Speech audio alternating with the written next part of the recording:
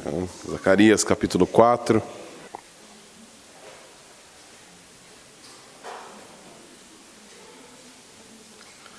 Hoje a gente dá o desfecho nessa quinta visão de Zacarias.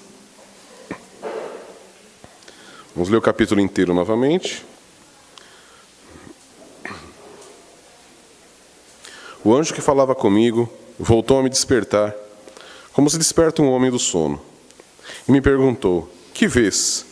Respondi: vejo um candelabro todo de ouro e uma vasilha de azeite em cima, com 7 lâmpadas e 7 tubos que se unem às lâmpadas que estão em cima dele. E junto a ele há 2 oliveiras, uma à direita da vasilha de azeite e outra à sua esquerda.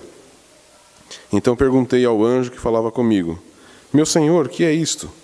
O anjo que falava comigo respondeu-me: não sabeis o que é isto? E eu disse: não, meu senhor.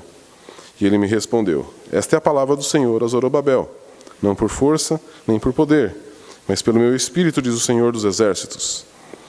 Quem pensas que és, ó monte majestoso?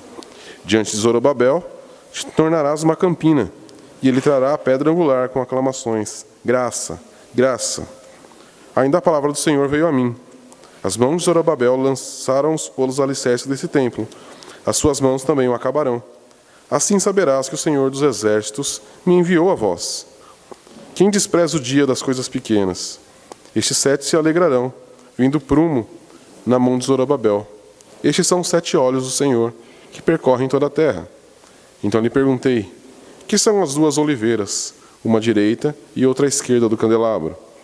Perguntei-lhe outra vez: que são os 2 ramos de oliveira, que estão junto aos 2 tubos de ouro e vertem azeite dourado? Ele me respondeu: não sabes o que é isto? E eu disse: não, meu senhor. E ele disse: estes são os 2 ungidos que servem o Senhor de toda a terra. Vamos orar? Senhor, nosso Pai querido, nós te louvamos e te exaltamos por estarmos aqui reunidos para te adorar, te louvar e agora meditar na tua palavra. Senhor, e nós pedimos que o teu Santo Espírito venha, abra nossa mente, nosso coração, para entendermos a tua palavra e sermos transformados, sermos renovados e possamos te conhecer um pouco mais nesta manhã. Nós dependemos totalmente de ti. Em nome santo de Jesus. Amém. Muito bem. Então aqui a gente vai concluir esse capítulo 4, essa quinta visão, a do candelabro. Como a gente já viu na primeira parte, a gente falou exatamente sobre o candelabro, o que o candelabro se representava, vocês lembram? Ele tem pelo menos 3 possibilidades de interpretação aí. A primeira é o templo, que estava relacionado diretamente a esse momento histórico aqui que Zacarias está dentro desse contexto. A palavra veio direto para Zorobabel, como a gente vê aqui nos versículos posteriores, a visão do candelabro. E aí na semana passada a gente viu a palavra exatamente para Zorobabel. A gente já tinha começado a ver quando a gente falando do candelabro, e a gente conclui, a primeira parte no verso 6 ali, que não é por força nem por violência, mas pelo Espírito de Deus. Então a gente entende que todo esse capítulo 4 aqui está se tratando do Espírito Santo e da ação do Espírito Santo em toda a obra espiritual de Deus. Então, a primeira parte, que é essa interpretação do candelabro. Então, primeiramente, o templo, que representava ali a presença de Deus no meio do povo, mas também representa Jesus, a luz do mundo. Jesus disse: eu sou a luz do mundo. E também representa a sua igreja, porque o próprio Cristo disse que nós somos a luz do mundo. Nós somos o corpo de Cristo que representa Ele aqui na Terra. Então, essa visão do candelabro aqui tem pelo menos 3 perspectivas que não se anulam, muito pelo contrário, elas se complementam. Ok? E a gente viu depois, na semana passada, a continuação sobre a palavra que o Senhor traz para Zorobabel e mostrando que ele ia concluir aquela obra. Que a obra que Zorobabel iniciou, ela ia ser concluída não por força e nem por poder de Zorobabel e nem daqueles homens, mas pelo poder do Espírito, mas principalmente por causa da graça, como diz aí o verso 7. A última pedra, ela ia ser colocada e ela ia trazer as aclamações, graça. Então, na semana passada a gente viu a nossa dependência da graça em toda a obra espiritual. Em toda a obra que nós fazemos, todo o nosso ministério, a gente precisa da graça. Sem a graça a gente não faz nada. Tudo que a gente faz exatamente pela graça. Toda obra que o Senhor coloca em nossas mãos para fazer, A gente sabe que é pelo poder do Espírito e guarnecido pela graça do Senhor. Se não for por isso, nada sai do lugar. E aí a gente vai agora para a última parte, né, que é a última explicação que faltou, que a gente viu lá, o candelabro. A gente lembra do nosso primeiro exercício lá, tentar visualizar a mesma visão que Zacarias teve, do candelabro, que talvez ali com cada um daqueles 7 tubos tinham 7 chamas, alimentadas ali por uma vasilha de azeite, que ali mostrava que não dependia ali do trabalho de Zacarias, mas exatamente que Zacarias que enchia o candelabro do templo, mas mostrando que aqui esse candelabro não era o candelabro do templo, mas era um candelabro muito maior e superior. E aí faltou aqueles ramos de oliveira que alimentavam ali aquele vaso de azeite. E Zacarias pergunta para o anjo do Senhor: o que são essas 2 oliveiras? O que são esses 2 ramos? E ele responde no verso 14: esses são os 2 ungidos que servem o Senhor de toda a terra. Tá? Então, essa é a parte que faltava a gente explicar aqui. Então, a gente percebe que esse capítulo 4 ele faz uma transição, como a gente já falou nas outras semanas, da esperança, da palavra de esperança do Senhor, agora para uma ação, chamando Zorobabel e o povo todo para uma ação, que agora eles deveriam pôr a mão na massa, mas era o Senhor que continuaria conduzindo. Então, o que significa, dentro desse contexto, e isso é importante a gente entender dentro do contexto, porque a resposta que o anjo dá, se a gente, à primeira vista, lê isso daqui, a gente não explicou nada. É ou não é? Eu sei que a primeira vez que eu li isso daí, ele explicou, mas eu não entendi. Zacarias era bom mesmo, porque eu não consegui entender o que o anjo quis dizer. Ele falou: o que são os dois ramos ali de oliveira? E aí o anjo responde: são os 2 ungidos que servem o Senhor de toda a terra. E aí a pergunta é: o que são os 2 ungidos? E ele não responde mais. Zacarias não faz essa pergunta. Então a resposta também não vem para a gente. Então a gente precisa entender, dentro de todo o contexto, o que isso significa.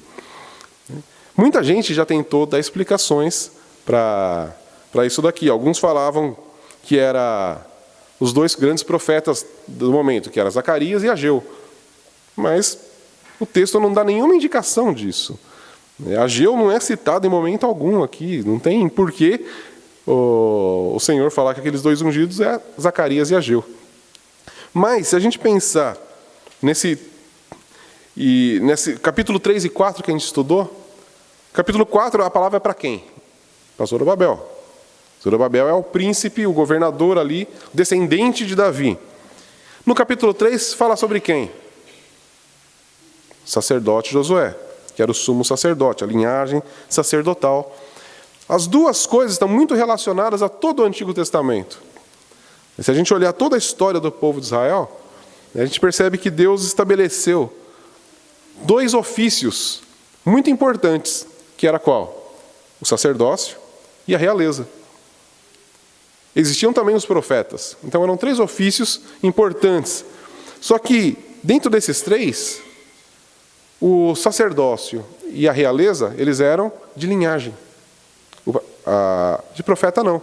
Deus chamava alguém para profeta e não significava que a linhagem dele era de profetas, mas o sacerdócio e a realeza sim.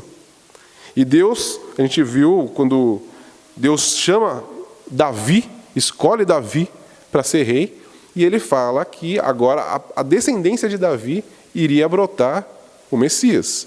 Então a gente vê a importância que tem dessa linhagem.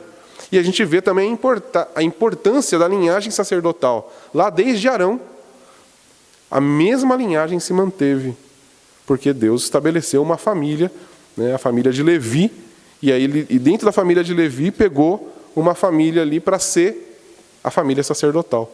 Então a gente vê como Deus ele trabalha com esses princípios e ele vem costurando uma linha na história que é importante para a gente chegar até aqui. Então quando a gente vê esses 2 ungidos, né, o que são esses 2 ungidos? Exatamente esses 2 ofícios, o real e o sacerdotal. E por que tem a ver com ungido? Porque esses 2 ofícios eles eram marcados pela unção.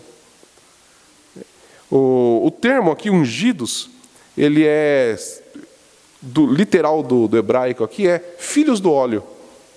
Tá? E quem era chamado os filhos do óleo? Exatamente um rei. Você lembra quando Deus leva Samuel para a casa de Jessé para escolher o novo rei? Como que foi marcado isso? Pelo azeite. E se a gente lembrar da consagração de Arão, como é que foi? Com o azeite sobre a cabeça. Então, os dois ungidos, não está se tratando de pessoas propriamente dito, mas de dois ofícios. No caso aqui, como a gente vê capítulo 3 e capítulo 4, é exatamente Josué, o sumo sacerdote, e Zorobabel, o descendente davídico. A realeza, embora ele não fosse um rei, porque o povo de Israel aqui ainda estava debaixo do domínio da Pérsia. Mas Zorobabel era o governador e ele era descendente de Davi. Tá? Se a gente olhar lá na genealogia de Jesus, tanto em Mateus quanto em Lucas, a gente vai ver que Zorobabel está ali. Tá? Então, isso é muito importante.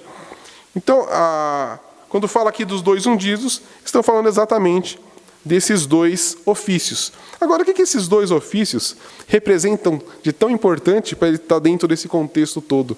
Porque se a gente pensar na visão toda de Zacarias, era o candelabro que representava o templo, mas também representava Cristo e sua obra, e representa a igreja. Agora, o que tem a ver esses dois ofícios, a realeza e o sacerdócio, dentro de toda essa visão? Porque se vocês lembrarem, tem o candelabro, que era alimentado com tubos pela vasilha, e essa vasilha alimentada pelos dois ramos de oliveira. Então, peraí, quer dizer que o vaso de azeite é alimentado pelos esses dois ofícios? Exatamente isso. É isso que a visão quer dizer. A maneira como a gente vê no Antigo Testamento de Deus lidar com o povo era como? O Espírito Santo, ele agia, e a gente não pode falar, que eu já vi gente falando, não existia Espírito Santo no Antigo Testamento. Como não? Se o Espírito Santo é Deus. Impossível. A maneira como o Espírito Santo agia no Antigo Testamento é diferente, mas totalmente presente. O Espírito Santo ele trabalhava por mediação. E como era essa mediação? Através do sacerdócio e da realeza. O sacerdócio, ele era... O que representava? Vamos entender aqui então, vou voltar um pouquinho lá, mais para o Antigo Testamento, lá para Êxodo, para entender o que era esse sacerdócio e por que isso aqui tem a ver com esse contexto todo. Vamos lá, vamos refletir um pouquinho sobre os dois ofícios. Então, o sacerdócio, ele era aquele ofício que representava a Deus diante do povo. Se a gente pensar em todo o contexto, o povo peca, se torna distante de Deus, porque Deus é santo. Então você precisa de alguém fazendo a mediação entre o povo pecador e um Deus santo. E o ofício escolhido para isso é do sacerdote. Aí vocês lembram, o sacerdote entrava uma vez por ano na presença de Deus, e ele tinha que se purificar antes, ele tinha que fazer um sacrifício pelo seu próprio pecado, ele se purificava, e aí então ele ia, pegava o sangue do sacrifício, entrava no Santo dos Santos, colocava aquele sangue sobre o propiciatório, que é a tampa da Arca da Aliança, e a Arca da Aliança continha o que lá dentro? Tinha a tábua dos 10 mandamentos, da lei do Senhor, que era exatamente porque o povo quebrou aqueles mandamentos, então o sumo sacerdote tinha que entrar ali, aspergir o sangue sobre aquela tampa do propiciatório, que era o propiciatório, a tampa da arca, para que Deus pudesse ver aquele sangue e se aproximar de novo do povo. Estão captando aí? Essa é a ideia do sacerdócio. Então, precisava de um homem, de um ofício. O homem não era o foco ali. Não era Arão e não era depois os outros, não era Josué o foco, mas era a função que ele tinha. O que era importante ali era exatamente esse ofício que era passado de família, que era perpétuo aquela linhagem sacerdotal. Nunca ia parar o sacerdócio, porque constantemente o povo ia continuar pecando e Deus precisava ver o sangue aspergido sobre o propiciatório, para que ele pudesse derramar as bênçãos espirituais sobre o povo, para que o Espírito Santo pudesse agir no povo. Senão, tivesse aquele sangue aspergido pelo sacerdote, se não existisse aquele mediador que levasse ali o sangue do sacrifício diante de Deus, para Deus ver aquele sangue, Deus não podia liberar o Espírito Santo e as bênçãos espirituais para o povo.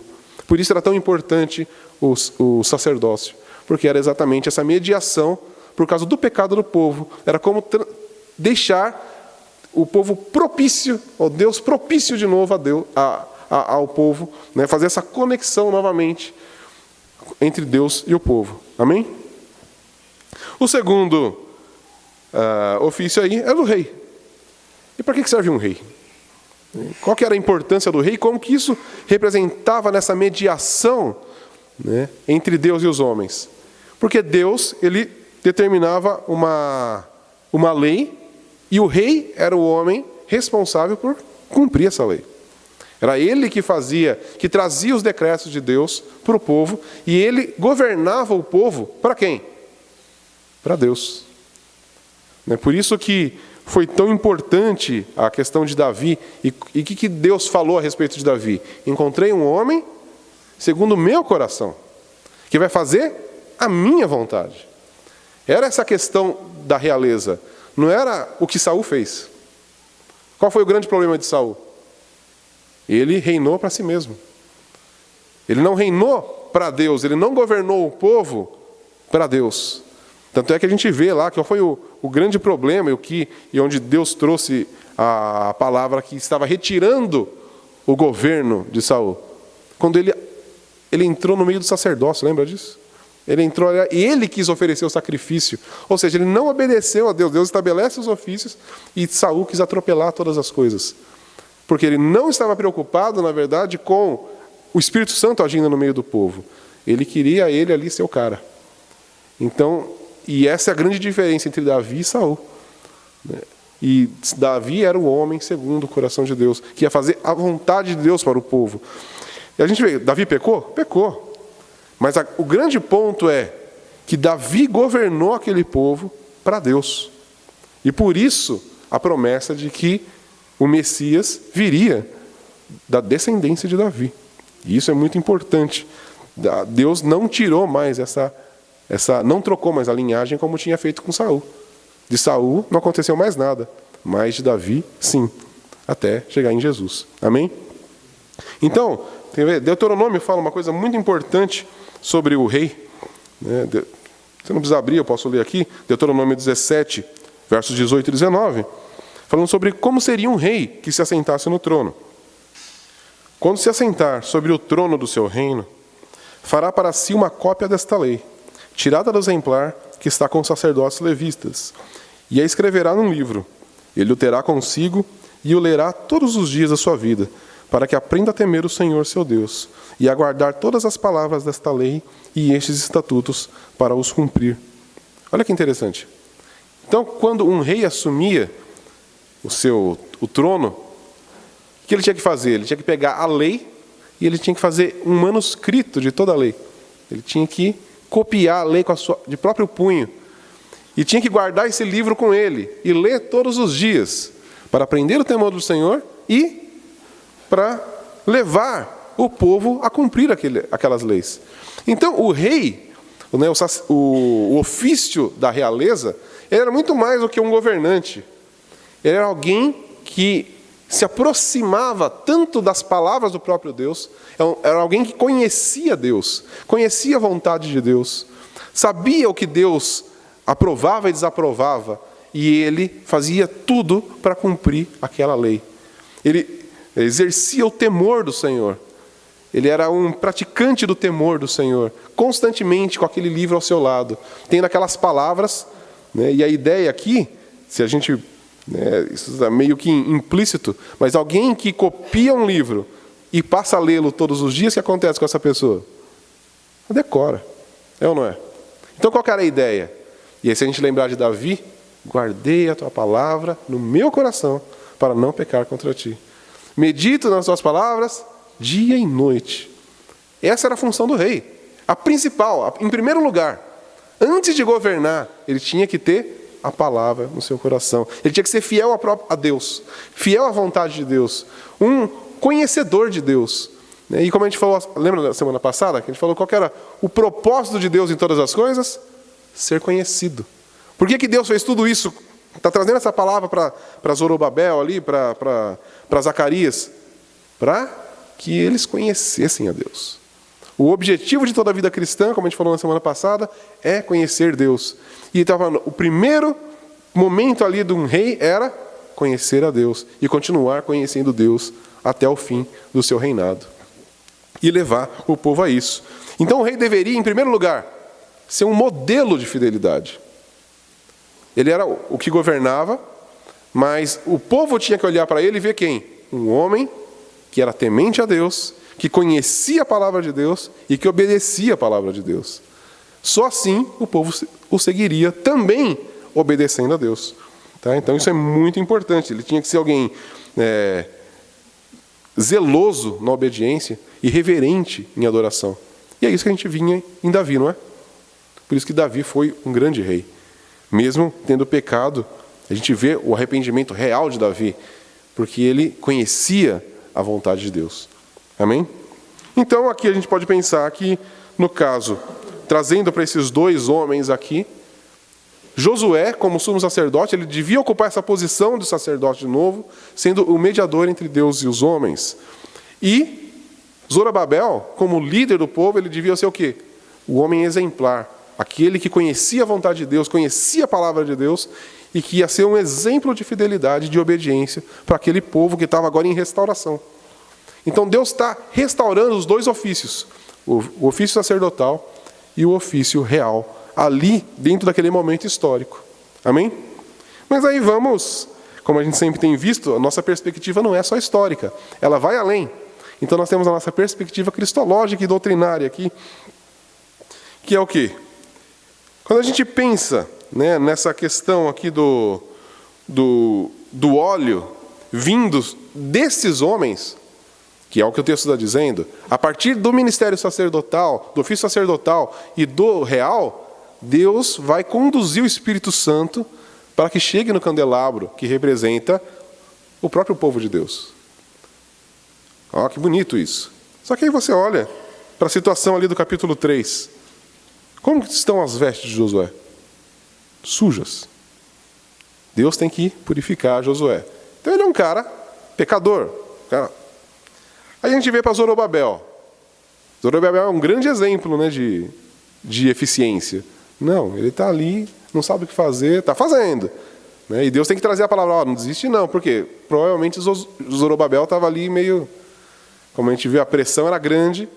Então, Josué e Zorobabel não é um exemplo muito bonito aqui e de ser os fornecedores do óleo. E a gente vê mais uma vez que se não for a graça, nada acontece. A grande questão toda aqui é que a eficiência não estava em Josué, a eficiência não estava em Zorobabel, a eficiência estava na graça. E no próprio Deus conduzindo esses dois homens e esses dois ofícios para que o plano de Deus fosse concretizado ali naquele momento. Mas a gente vê também, né, como a gente viu, o candelabro, ele representa, além daquele momento, ele representa o próprio Cristo, o ministério de Cristo. E aí é onde a gente vai entrar nessa parte mais cristológica. Né? Cristo, ele representado pelo candelabro, e aí a gente pode trazer esses dois ofícios em Cristo, é ou não é? Como o próprio Novo Testamento vai trazer. Então, em primeiro lugar, a gente vai ver aqui, ó, a gente viu que o termo ungido usado aqui no verso 14 é o filho do óleo, certo? E aí quando a gente pensa na palavra Messias, o que significa Messias? Ungido. A palavra Cristo, ungido, é exatamente filho do óleo. Então, quando a gente está pensando, são os dois filhos do óleo aqui, os dois ungidos, está falando sobre os dois ofícios. E Cristo, em primeiro lugar, ele é o verdadeiro ungido. E a gente viu, já na nossa primeira reflexão aqui do capítulo 4, que Jesus fez todo o seu ministério pelo Espírito Santo. Ele não fez na sua própria força, mas fez no poder do Espírito. Não foi por força dele, nem por poder dele mesmo, mas pelo Espírito Santo. Amém? Então, quando a gente vê aqui Jesus, ele é o verdadeiro ungido e ele detém os dois ofícios. Hebreus, capítulo 9, a gente não precisa abrir lá, mas depois, se você quiser ler todo o capítulo, ele vai exatamente falar sobre o sacerdócio. Então ele vai trazer, e é muito, não sei se você já teve a oportunidade de ler o livro inteiro, a carta aos Hebreus inteira ali, mas ela é muito importante porque ela faz exatamente toda essa conexão do Antigo Testamento com Cristo. Então, se você quer entender melhor como que todo o Antigo Testamento se relaciona com Cristo, a carta aos Hebreus ela é perfeita para isso. Tá? E o capítulo 9 de Hebreus vai falar exatamente da questão do sumo sacerdote, como Cristo sendo o nosso sumo sacerdote. Então, se a gente pegar ali o que a carta aos Hebreus está falando, é que ele vai falar ali diversas coisas, mas uma é um sacrifício definitivo. Cristo ofereceu o sacrifício definitivo, para que não precisasse mais ter outros sacrifícios. E aí ele aspergiu o sangue sobre o propiciatório de uma vez só. Por isso que na morte de Cristo, ali o véu do Santo dos Santos se rasga. Porque agora não tem mais a separação que existia e não precisa mais alguém entrar uma vez por ano. Cristo entrou no Santo dos Santos de uma vez por todas, para propiciar-nos com Deus de uma vez por todas. Tá? Então, por isso que depois a gente pode ver que só existe um mediador entre Deus e os homens. Quem é? Cristo, Jesus, homem. Não existe mais agora os sacerdotes.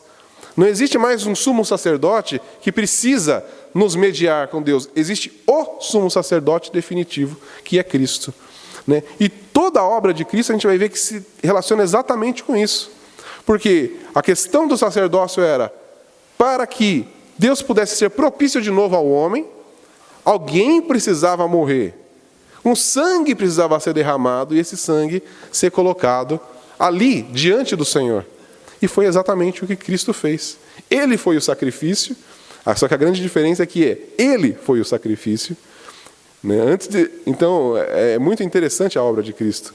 Como ela é maravilhosa, como Cristo não pegou alguém para sacrificar, ele deu a si próprio. Foi o próprio sangue dele. Nenhum sacerdote na história do povo de Israel verteu o seu próprio sangue para colocar sobre o altar. Porque alguém precisava morrer. E se ele morresse, ele não conseguia mais colocar o sangue lá. Só que Cristo, ele verteu o seu sangue, ressuscitou e aspergiu o sangue sobre o altar. Essa é a grande diferença. Ele era o sacrifício que ressuscitou para assumir o sacerdócio. Então, Cristo na cruz, ele estava como sacrifício. Ao ressuscitar, ele se torna um sacerdote e faz a mediação entre nós e Deus. Por isso que Paulo fala que se Cristo não tivesse ressuscitado, não adiantava Jesus ter morrido na cruz. Ele precisava ressuscitar. Porque se Jesus tivesse morrido na cruz e ficado morto, quem ia aspergir o sangue sobre o altar? Mas Cristo ressuscitou e aspergiu o sangue sobre o altar. E Cristo viu o sangue de Cristo e ele pôde se aproximar e liberar o seu Espírito Santo sobre nós novamente. Amém? Porque Cristo ressuscitou. Amém? Então, essa é a importância do ministério sacerdotal. E a gente vê por que Deus instituiu isso lá atrás. Exatamente para chegar em Cristo. Tudo era uma amostra do que ele ia fazer em Cristo. Isso é a coisa mais maravilhosa que eu vejo nas Escrituras. Eu estava estudando esse texto aqui, eu fiquei maravilhado demais. Porque a gente vê toda a história do Antigo Testamento. Você vê ali tanta coisa ali acontecendo. E tudo mostrava Cristo, cada detalhe. Às vezes a gente você lê Êxodo ali, toda a parte da instituição cerimonial, aquela coisa toda, e fala, nossa, mas por que essa coisa toda? Como Deus era cheio de coisa, ainda bem que Deus não tem mais nada disso. Não é que Deus mudou. Não, é que tudo aquilo representava Cristo. Então a gente não precisa mais daquelas coisas todas, porque tudo se resume em Cristo. Toda aquela experiência sacerdotal, todos aqueles rituais, aquele cerimonial que existia, se resume na obra de Cristo. Tudo aponta para lá, e se a gente vê cada detalhe da obra de Cristo, ela é representada por um momento daquela cerimônia sacerdotal. Nada passa em branco, nada ali era por estar ali. Tudo ali representava a própria obra de Cristo na cruz do Calvário. E toda a obra que nós hoje somos participantes disso. Tá? Então aquilo não é um negócio, aquele negócio passou. Não, não passou. Aquilo era uma sombra, um tipo daquilo que nós experimentamos hoje. Então aquilo não é um negócio do passado, aquilo é real para nós hoje, só que em Cristo. Ninguém mais precisa ficar aspergindo sangue. A gente não precisa matar mais animais por causa do nosso pecado. Cristo morreu de forma definitiva. E Ele aspergiu o sangue sobre o altar para que Deus pudesse ver esse sangue e nos ligar novamente a Ele. Amém? Então, Cristo é o nosso sumo sacerdote vivo. E Ele continua mediando. Isso é importante. Porque o que a gente vê no Antigo Testamento é que esse ministério sacerdotal, ele tinha que ser constante, todo ano. Claro, Cristo não fica morrendo de novo. Ele fez definitivo. Mas Ele ainda é e sempre será o nosso sumo sacerdote. Constantemente, Ele está diante de Deus, fazendo essa mediação. A palavra nos diz que Ele é o nosso advogado. Ele intercede ao Pai por nós. Ele está ao lado do Pai intercedendo por nós. O que é isso? É fazendo o papel de sumo sacerdote. Ele tem feito isso desde a sua ressurreição e vai continuar fazendo. Porque se não for pela obra dele, a nossa mediação é quebrada. A gente não é mais propício a Deus. Mas porque Cristo é o sumo sacerdote vivo, Ele continua nos mediando com Deus. Amém? Mas além dele ser o sumo sacerdote vivo, Ele também é o rei vivo. E aí, como a gente falou, o que um rei faz? A gente viu ali como que era o exemplo de um rei, mas se a gente pensar no que um rei faz, quais as obrigações de um rei? Em primeiro lugar, ele está ali para governar. Então ele coordena as coisas. Só que essa coordenação funciona de que maneira? Ele tem que habilitar as pessoas para as coisas. Não é assim que funciona? Um rei, ele governa, mas ele coloca pessoas nos lugares ali para servirem o povo, porque o objetivo de um rei é o povo. Ele governar um povo. Um rei não governa sozinho ninguém. O cara lá, não, eu sou rei. E cadê seu povo? Não, não tem ainda, mas eu já sou rei. Isso não existe. Um rei, ele é sempre aclamado por um povo, tá? Porque ele é o que vai liderar um povo. Então, o que o povo espera de um rei? Ele espera proteção. Essa era uma das grandes coisas que o povo esperava de um rei. Proteção. Existe um reino vizinho aí que pode me atacar, mas o rei guarnece o exército. Ele coloca um exército ali para proteger aquele povo, para proteger aquele território, para proteger aquele reino. Então, uma das primeiras coisas que um rei faz é proteger. E para proteger, ele tem que formar um exército. E para formar um exército, ele tem que fornecer estrutura, fornecer treinamento, fornecer armas. Ele tem que dar todo o suporte para aquele exército. Então, o que se espera de um rei? Um cara habilidoso que fornece armas, fornece treinamento, forma um exército, dá proteção, dá governança, dá tranquilidade para o povo saber que ele está regendo todas as coisas da melhor maneira. Ele protege o povo. E ele dá condições daquele povo trabalhar para poder se alimentar e aquele povo crescer. Certo? Essa é a função de um rei mortal comum. Mas então, trazendo isso para Cristo, qual é a questão do reinado de Jesus? Então, uma coisa que um rei faz também, e que a gente vê isso até muito assistindo os filmes, e mesmo no Antigo Testamento aqui, a gente vê isso muito em Davi. Ele não simplesmente protegia o seu reino da invasão, mas o que ele fazia também? Ele expandia o seu reino. Ele conquistava. E a gente vê que a própria cidade de Jerusalém, ela não pertencia a Israel quando Davi assumiu o reino. O que Davi faz? Ele conquista Jerusalém e tantas outras cidades. Ele expande o reino. Então, Um rei, ele protege, mas ele também expande, ele conquista. E Cristo faz as duas coisas pelo seu povo. Em primeiro lugar, vamos pensar nessa conquista. Cristo não conquista. Fomos ou não fomos conquistados por Cristo? Só que nós fomos conquistados, e aí a gente vai pensar, né, como fazer essa conexão toda com o que a gente tem visto sobre o Espírito Santo. No sacerdócio, a gente falou tudo sobre o sacerdócio aqui, mas a gente viu que toda a obra de Cristo foi feita pelo Espírito Santo. Então, todo o sacerdócio de Cristo, ele é movido pelo Espírito Santo e para que o Espírito Santo possa fluir para o povo. Quando chega no reinado, né, e a gente vai pensar nessa conquista, como que Cristo nos conquista? Pelo Espírito Santo atuando e gerando fé no nosso coração. Nós ouvimos a palavra e o Espírito Santo age no nosso coração, nos convertendo a Cristo. Então, Cristo nos conquista pelo poder do Espírito Santo. Então, Ele é o Rei que, em primeiro lugar, nos conquista. Mas Ele não simplesmente nos conquista. Ele nos provê proteção e nos provê as armas para que a gente possa ser um exército de Deus aqui na Terra. Mas como é esse exército aqui? João Calvino falou uma coisa muito bacana, até anotei aqui, falando de Cristo. Dele fluem abundantemente riquezas das quais temos tantas necessidades. Os cristãos permanecem invictos por meio da força do seu rei, e as suas riquezas espirituais neles transbordam. Tá? Então, né, todas as nossas necessidades espirituais são supridas por ele. E toda a força que nós temos é do nosso próprio rei. A força não é nossa, mas é do rei. E a gente vê de novo lá, não é por força, nem por poder, mas é pelo Espírito de Deus. E aí, pensando aqui, não é pela nossa força, mas é pelo nosso rei que já venceu. O nosso rei que venceu o pecado, que venceu a morte, que, como Paulo fala lá, né, fez um desfile público dos nossos inimigos.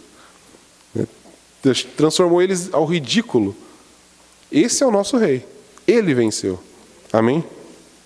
E nós só desfrutamos da obra maravilhosa de Cristo.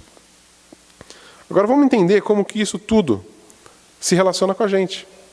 Porque tudo bem, a gente viu, né, é maravilhoso ver essa obra toda representada aqui de Cristo. Então a gente vê Zacarias aqui falando sobre o sacerdócio, falando sobre a realeza, dentro de um período histórico. E aí a gente leva isso para Jesus e faz essa análise e vê tudo sendo concluído em Cristo, tudo sendo feito em Cristo. Ele, o nosso sumo sacerdote definitivo, ele sendo o nosso rei definitivo. E se a gente pensar aqui mais um pouquinho sobre esse paralelo da realeza de Cristo, lembrando como que um rei tinha que, qual que era a primeira coisa que um rei tinha que fazer? Né? Fazer a cópia das Escrituras e ter ela dentro do seu coração. O que a gente vê em Cristo? Como que ele venceu o pecado? Com a palavra. A gente via que Cristo não tinha que ficar procurando um texto, né, para... agora na situação, deixa eu ler a Bíblia, veja. Ele já tinha tudo dentro dele. Ele decorou. E a gente tem que entender, Cristo fez isso não pela sua força e poder inerentes de que ele era Deus, mas pelo Espírito Santo. Então a gente pode pensar, para Jesus era fácil decorar as Escrituras, porque foi ele que escreveu. Não, mas ele não fez como sendo Deus. Ele fez como homem. Ele nasceu bebezinho, cresceu. E a gente vê que ele cresceu pelo Espírito Santo, crescendo em graça e conhecimento, como homem. Então, não é uma desculpa falar, mas para Jesus era fácil, né? Para a gente não é. Não, pelo Espírito Santo nós podemos. A questão é, se for pela minha capacidade de absorver as Escrituras, aí eu estou perdido. Mas, pela capacitação do Espírito Santo, aí sim, nós podemos decorar essas Escrituras e ter ela dentro do nosso coração. E foi isso que Cristo fez, capacitado pelo Espírito. E, como a gente viu, o rei, ele tinha que ser o quê? Um exemplo de fidelidade. E que nós vemos em Cristo? O exemplo de fidelidade. Cristo foi perfeito, ele não pecou. E por isso ele é o nosso rei perfeito.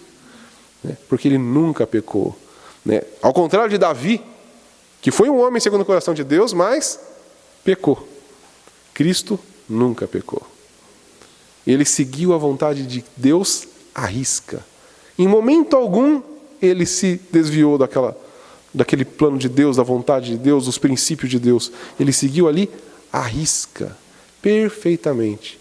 E por isso nós podemos olhar para ele e falar, ele é o nosso exemplo. Ele é o nosso rei. E nós vamos seguir os seus passos, porque nós temos certeza daquilo que ele pode fazer, do seu poder e da sua soberania. Amém? Mas vamos trazer agora isso para a gente. Porque a gente viu dentro da visão, né, é sempre importante a gente voltar para essa visão para entender como que isso tudo se relaciona. Porque esses dois ofícios, o sacerdócio e a realeza, como está mostrando aqui, eles estavam ali, dentro da visão de Zacarias, para levar o Espírito Santo para o candelabro. Ou seja, trazendo isso para a nossa perspectiva do candelabro, sendo nós o candelabro, nós o povo de Deus, que precisamos ser cheios do Espírito Santo continuamente, a gente vê que nós precisamos desses dois ofícios para que nós pudéssemos ser cheios do Espírito Santo. Se Cristo não fosse o mediador, o nosso sacerdote, nós não poderíamos ser cheios do Espírito Santo.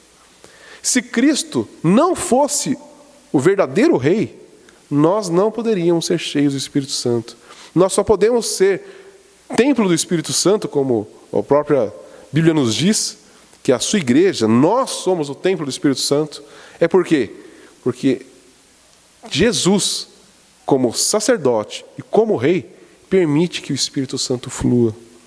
Por isso que o Espírito Santo só é derramado na igreja depois de toda a obra de Cristo ser concluída.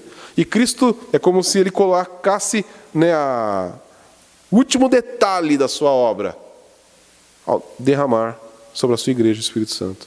Então, porque agora que o sacerdócio está completo, o reinado está completo, agora flui o Espírito Santo para a igreja, incessantemente. Por quê? Porque se ele não para mais de mediar, e se ele não para mais de reinar, então agora o óleo flui constantemente. Não existe interrupção do fluxo, como acontecia no Antigo Testamento. Você tinha lá um sacerdote, você tinha um rei, né, e aquele rei era segundo o coração de Deus. A gente vê isso no livro de Reis, né? Morreu tal rei, subiu, nasceu, assumiu o trono, e esse homem fez a vontade de Deus, e o povo prosperou. Morreu aquele rei, sobe o outro. Esse homem não fez o que era agradável aos olhos de Deus. O que acontece com o povo? E Deus traz juízo sobre o povo.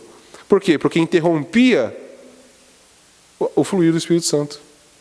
Porque se aquele rei não era um homem segundo o coração de Deus, se aquele homem não era um exemplo de fidelidade, não seguia a palavra de Deus, se aquele sacerdote, como a gente vê, e muitas vezes o sacerdote corrompido, né, o que acontecia? Parava o fluir do Espírito Santo. Mas agora, como nós temos um sacerdote perfeito e definitivo, e nós temos um rei perfeito e definitivo, o fluxo do Espírito Santo não para mais. Então a gente não tem, será que o Espírito Santo vai continuar? Vai continuar agindo, porque Cristo garante. Os dois ofícios de Cristo, de sacerdote e de rei, garantem que a gente vai ter Espírito Santo à vontade para realizar toda a obra espiritual, para realizar todo o ministério que nos é colocado nas mãos. Então, a gente não tem mais que ficar, mas será que... E o que eu tenho que fazer para ser cheio do Espírito Santo? Confiar na obra de Cristo, só. Como que eu vou ser cheio do Espírito Santo? O que eu tenho que fazer? Eu já vi muita gente com esse questionamento. O que eu preciso fazer para ser cheio? Confiar na obra de Cristo. Eu não tenho a possibilidade de fazer alguma coisa para ser cheio do Espírito Santo. Cristo é quem garante isso. O que eu preciso estar conectado com Cristo. Se eu estiver conectado na videira, o Espírito Santo chega em mim. Se eu não estiver conectado em Cristo, o Espírito Santo não chega. Porque só chega no candelabro. Ele não vai chegar em tubos jogados ao lado do candelabro, mas só no candelabro. Amém? Então, isso é a primeira parte aqui. Agora, esses dois ofícios, Eles são de Cristo e o Espírito Santo flui a nós incessantemente. Mas esses dois ofícios, eles se estendem além também. Como a gente vê, tudo é representado historicamente ali, é representado em Cristo, mas também é representado na igreja. E aí, se a gente lê lá em Apocalipse, capítulo 1, verso 5 e 6, você não precisa abrir não, mas fala ali que aquele que nos ama e nos libertou dos nossos pecados pelo seu sangue, ou seja, Cristo, e nos constituiu reino e sacerdotes para Deus, seu Pai. Então, Cristo, o rei e o sacerdote, ele cumpre toda a sua obra para quê? Para nos constituir reino e sacerdote. Olha que legal. Então, além de Cristo ser isso, ele estende esses dois ofícios à sua igreja. Ele é o sumo sacerdote definitivo, né? E o que é a obra que ele fez, impossível da gente fazer. Ele é o rei soberano sobre todas as coisas, mas ele estende a nós o seu reinado e o seu sacerdócio. Pedro vai falar disso também na sua primeira carta lá, um texto bem conhecido nosso, verso 9 do capítulo 2. Mas vós sois geração eleita, sacerdócio real, nação santa, povo de propriedade exclusiva de Deus, para que anuncieis as grandezas daquele que vos chamou das trevas para a sua maravilhosa luz. Então a gente vê aqui, realmente, nós somos reis e sacerdotes. E agora, como que a gente vai entender isso agora para a gente? Como que a gente exerce o sacerdócio e o reinado? Que parece um negócio tão... Vendo a obra de Cristo, como que eu e você, a gente pode exercer o reinado e o sacerdócio aqui na terra? Então vamos entender. Primeira coisa aqui, como a gente pode exercer isso? Nossa luta contra o pecado. Esse é o primeiro passo. Nós, individualmente. A gente constantemente está vivendo a nossa luta contra o pecado, que é o nosso maior inimigo. Então, pensando no reinado, ele sempre tem que proteger o seu reino dos inimigos. E quem é o nosso inimigo? O pecado. É ele que tenazmente nos assedia. Ele que está todos os dias batendo lá na nossa porta, querendo entrar, né? Lembra da musiquinha das crianças lá, né? É o mal querendo um lugarzinho, né? Lembra disso? Ele está lá, batendo toque, toque, toque na nossa porta, constantemente querendo um lugarzinho. Então, a gente vive numa constante luta contra o pecado. E o nosso sacerdócio e o nosso reinado, ele vai ser exercido, em primeiro lugar, nessa instância onde a gente luta contra o pecado. Mas como que a gente vai lutar contra o pecado? Eu não tenho capacidade para isso. Então eu dependo de Cristo. Eu vou depender da obra de Cristo. E a gente está falando aqui, o pecado, como a gente vê no Antigo Testamento, ele bloqueava o fluir do Espírito Santo. E eu falei há pouco que a gente não tem o que fazer para ser cheio do Espírito Santo. Só a obra de Cristo pode fazer isso. Só que o nosso pecado, se é pecado, ele bloqueia o Espírito Santo. E como que a gente vai, então, não deixar que o Espírito Santo pare de fluir? Nos livrando do pecado. Só que eu não tenho força para vencer o pecado. Então, onde eu vou? Eu corro para Cristo. Eu corro para a obra de Cristo. Eu coloco os meus olhos em Cristo.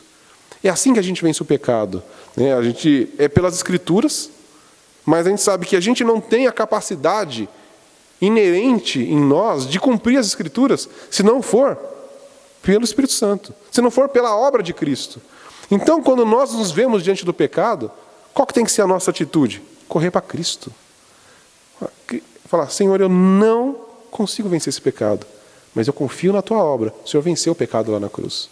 Então eu posso vencer esse pecado. A diferença que nós precisamos entender, né, e é um risco que nós corremos, né, quando a gente fica nessa tensão entre que Cristo realizou todas as coisas, e se Ele realizou a obra, o Espírito Santo não para de fluir em nós. Então eu estou de boa. Não, eu estou de boa se eu estiver conectado com Ele. E eu estou conectado com Ele quando eu luto contra o pecado. Então não é continuar pecando e falar, vou continuar pecando aqui, porque agora Cristo já fez tudo, estou de boa. O Espírito Santo vai continuar fluindo mesmo eu vivendo no pecado. Não. Porque aquele que vive no pecado não conhece a Deus. Não é isso que o texto nos diz?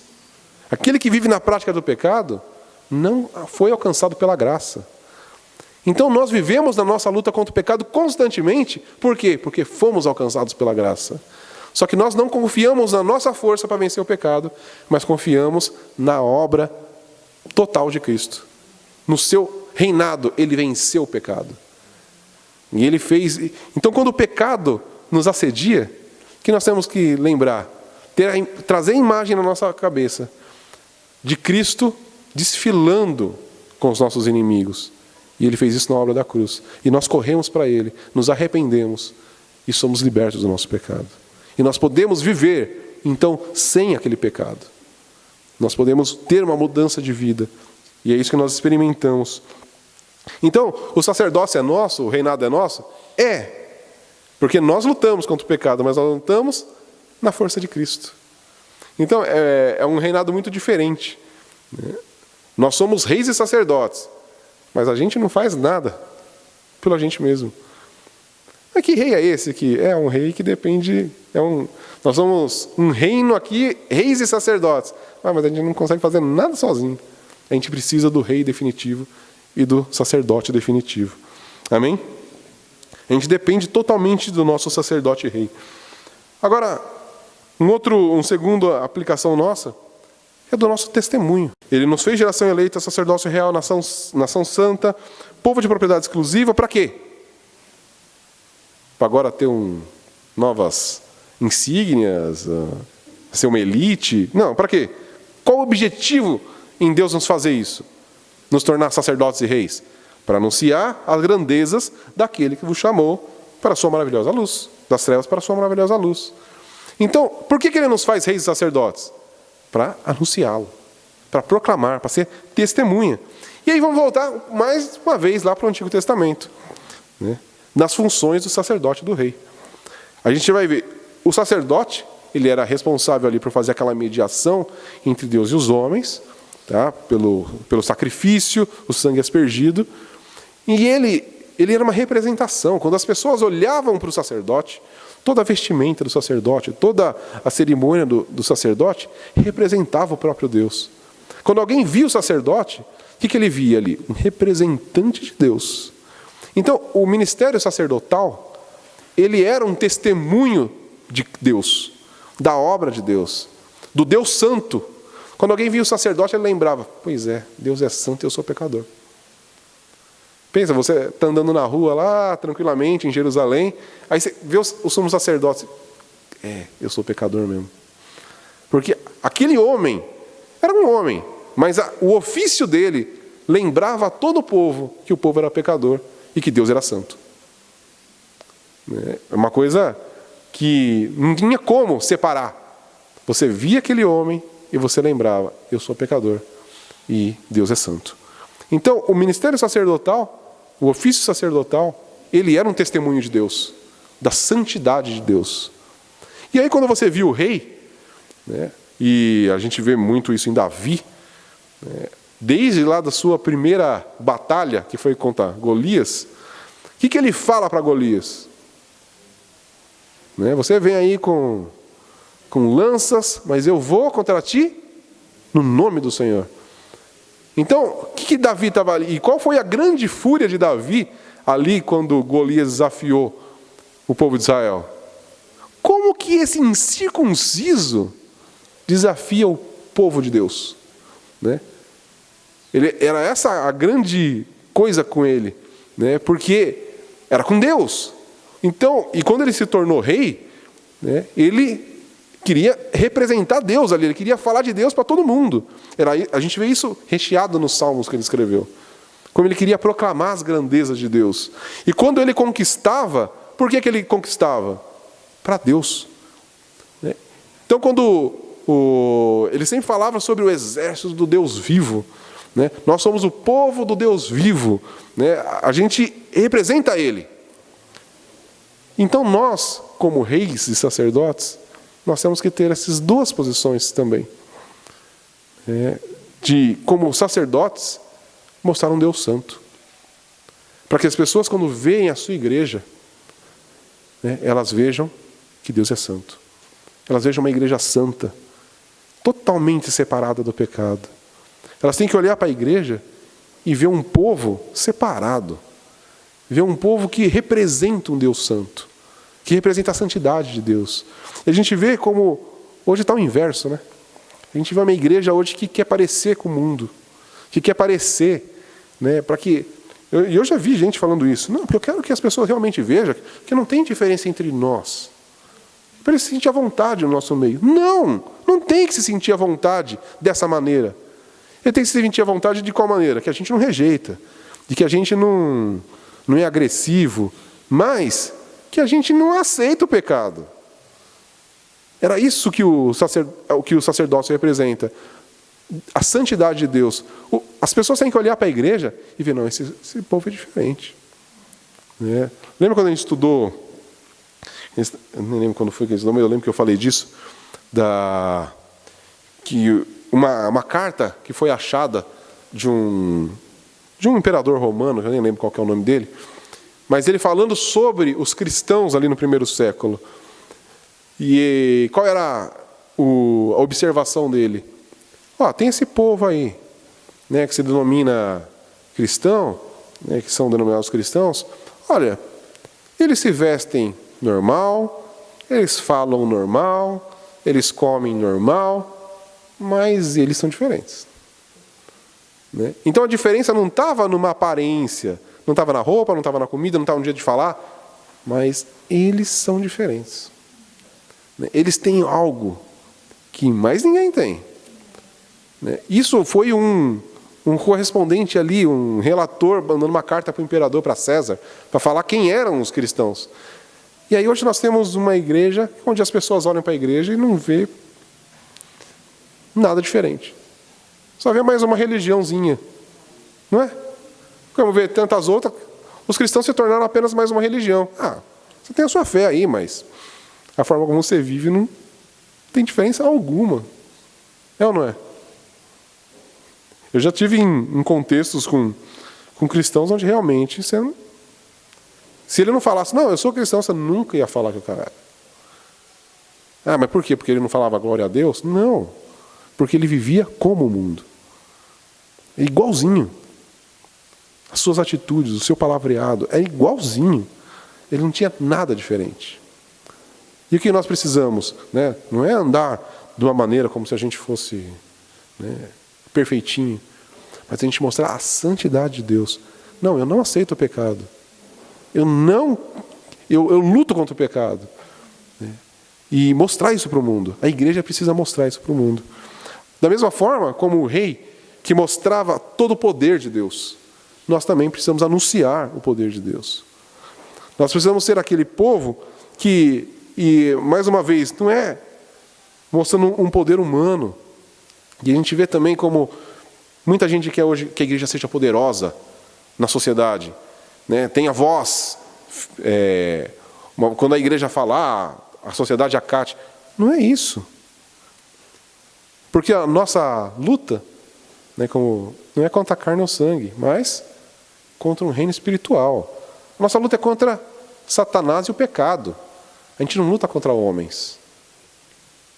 Nós lutamos contra um sistema carnal. É isso que Paulo vai falar lá em Gálatas. Existe um sistema do espírito e um sistema da carne. Nós estamos no sistema do espírito, então a gente luta contra o sistema da carne. Não são contra pessoas, é contra um sistema. Então nós temos que ser poderosos nessa questão. Uma igreja poderosa é uma igreja que não se contamina com o espírito carnal, com o pensamento carnal, contra o sistema carnal. Mas ele é invicto com relação a isso. E mais, ele expande. Né? O domínio da igreja, ele tem que estender, não de uma maneira humana, mas de maneira espiritual. Nós temos que expandir os nossos limites, que é expandir o reino de Deus. E como que a gente faz isso? Na nossa força? Não. Totalmente no poder do Espírito Santo. Por isso que a oração lá do Pai Nosso é tão importante, que nós temos que fazer ela de maneira consciente. Venha a nós o teu reino, seja feita a tua vontade, assim na terra como no céu. É proclamando a vontade de Deus, orando, que nós vamos expandir o reino de Deus. Não é colocando, fazendo lei, fazendo... Não, não é assim. Isso é sistema humano. Nosso poder é todo espiritual. E a nossa briga, nossa guerra, ela é toda espiritual. Né? Nós fomos chamados por uma verdadeira batalha espiritual, que é muito diferente do que a galera fala por aí de batalha espiritual. Não é ficar vendo demônio nas coisas e... Não. Não, a batalha espiritual é contra um sistema, contra o sistema do pecado. Nós somos chamados sempre para uma batalha espiritual, que é essa. Não é ficar lutando contra demônio, lutar contra um sistema. Em momento algum a gente vê Deus nos ensinando a lutar contra o demônio. Jesus expulsava os demônios, não ficava brigando. Sai daí e acabou. Né? Às vezes ele só chegava, os demônios já ficavam todo... Né? Porque a autoridade era toda de Cristo. E a mesma coisa com a gente não tem que ficar procurando demônio. A gente tem que expandir o reino de Deus. Essa é a nossa preocupação. Eu vejo crente procurando demônio de quanto é canto. Não tem que ficar por demônio nenhum. Nós temos que proclamar o reino de Deus. Orar pela implantação do reino de Deus, pela expansão do reino de Deus aqui na terra, até que ele venha. E esse é o nosso sacerdócio e o nosso reinado. Amém? Então nós servimos aqui como oficiais reais de Cristo neste mundo. A gente estende o seu reino também de uma outra maneira, pelas nossas obras de justiça. Porque não é isso que um rei fazia também? O rei, ele cuidava. E nós também fazemos isso fazendo obras de justiça. Nisso nós mostramos mais uma faceta do nosso rei amoroso e do nosso rei gracioso. Então é aquilo que eu falei, nós lutamos contra o pecado, nós somos firmes contra o pecado, mas nós acolhemos as pessoas, nós amamos as pessoas, nós cuidamos das pessoas. Nós temos palavras agradáveis para as pessoas. Nós estendemos a mão, nós ajudamos, nós damos alimento para quem precisa, nós damos a roupa para quem precisa, mas a gente continua lutando contra o pecado. É as duas coisas ao mesmo tempo. Amém? Mas a gente tem que servir com isso, como a luz do candelabro. Né? Jesus disse lá em Mateus 5,16, assim brilhe também a vossa luz diante dos homens, para que vejam as suas obras e glorifiquem o vosso Pai que está nos céus. Amém? Quero ler mais um trecho aqui do Calvino, que ele fala assim, portanto é assim que passamos pacientemente por essa vida com toda a sua miséria, fome, frio, luta, reprovação e as outras dificuldades. Contentes com isto, que nosso Rei nunca nos abandonará, mas suprirá nossa necessidade, até que depois de terminar a nossa luta, sejamos chamados para o triunfo. Esta é a natureza do seu reinado, a saber, que ele compartilha conosco tudo o que ele recebeu do Pai. Agora, ele nos guarnece e equipa com seu poder, nos adorna com a sua beleza e magnificência, nos enriquece com a sua bondade. Esses benefícios, então, nos dão a ocasião mais promissora para glorificar e também nos dão confiança para lutar destemidamente contra o diabo, o pecado e a morte. Amém? Então, isso é o que representa esses dois ofícios, os dois ramos de oliveira que faltava da nossa visão. Em primeiro lugar, esse momento histórico aqui, Josué e Zorobabel. Em segundo lugar, os dois ofícios em Cristo, que ele cumpriu perfeitamente e continua cumprindo. E como ele estendeu esses dois ofícios a nós, e nós aqui nessa terra, sendo reis e sacerdotes. Amém? Que Jesus Cristo, nosso sumo sacerdote e rei, ele envie cada um de nós o seu Espírito Santo em abundância, porque é isso que ele faz através dos seus dois ofícios, para conduzir a gente até Deus e reinar em nós, na medida que a gente olha para ele em fé. Quando a gente olha para a obra, os dois ofícios de Cristo, a gente olha para ele em fé, então tudo se cumpre em nós. Amém? Que a gente possa viver nessa perspectiva. E assim a gente conclui o capítulo 4 de Zacarias. Amém? Vamos orar, glorificar ao Senhor.